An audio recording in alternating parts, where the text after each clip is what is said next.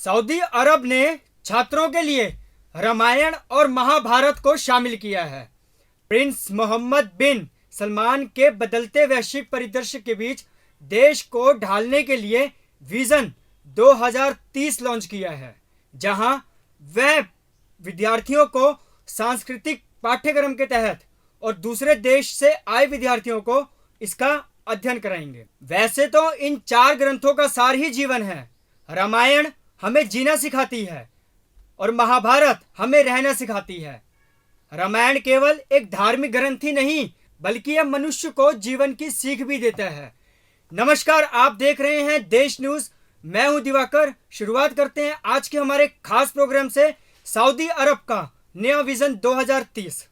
Saudi अरब के कुछ private स्कूलों में अपने नए पाठ्यक्रम को लेकर रामायण और महाभारत शामिल किया है, जिसमें शिक्षा क्षेत्र के लिए प्रिंस मोहम्मद बिन सलमान ने विजन 2030 लॉन्च किया है और अन्य देशों के इतिहास और संस्कृति को देखते हुए विद्यार्थियों को इसकी अध्ययन के बारे में जानकारी दी है और बताया है कि और देशों से आए विद्यार्थी को इतिहास में रामायण और महाभारत के अध्यायों का क्या संक्षेप में वर्णन है, इसका भी इसी अध्ययन और इसी पाठ्यक्रम में बताया जाएगा। और साथ ही इसके तहत कुछ स्कूलों में भी रामायण और महाभारत को अपने सिलेबस में जोड़ा गया है। अगर बात की जाए पीछे की, तो यह भी बताया गया है कि यह अध्ययन विश्व स्तर पर महत्वपूर्ण भारतीय संस्कृति जैसे योगा और आयुर्वेद पर ध्यान केंद्रित करेगा। सऊदी के पाठ्यक्रम में यह भी कहा गया है कि इसके जरिए देश शिक्षित और कुशल कार्य बल का निर्माण करके वैश्विक अर्थव्यवस्था की प्रतिस्पर्धा में शामिल होगा। जी हाँ, अलग अलग देशों और लोगों के बीच सांस्कृतिक संवादों का आदान प्रदान भी इसी के माध्यम से होगा। जैसे विदेशी छात्रों को भारत के इतिहास और भारत में जो रची गई कहानियां हैं उसके बारे में इस रामायण और महाभारत का संक्षेप मिलेगा, जिससे कि उनको अध्ययन करने में बहुत आसानी होगी।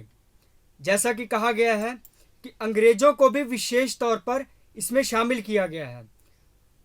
इससे पहले भी नूफ अल मारवाई के नाम पे एक सऊदी ने ट्विटर के यूजर से अपने बेटे के पाठ्यक्रम पर एक स्क्रीनशॉट साझा करते हुए यह भी कहा था, बेहतर और लिबरल सहिष्णु भविष्य बनाने में यह मदद करेगा।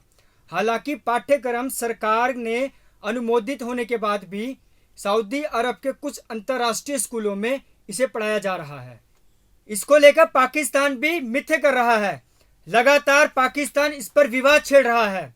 जिस तरीके से रामायण और महाभारत का पाठ विदेशी छात्राओं के लिए एक योग्य बताया गया है, इसी को लेकर पाकिस्तान में भी टकरार और बरकरार लगातार जारी है।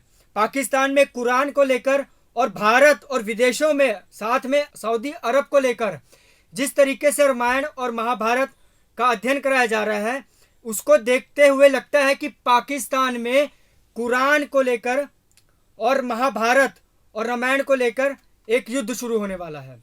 जी हाँ, सऊदी अरब में विजन 2030 के लॉन्च होने के बाद पाकिस्तान की मुश्किलें लगातार बढ़ती दिख रही हैं।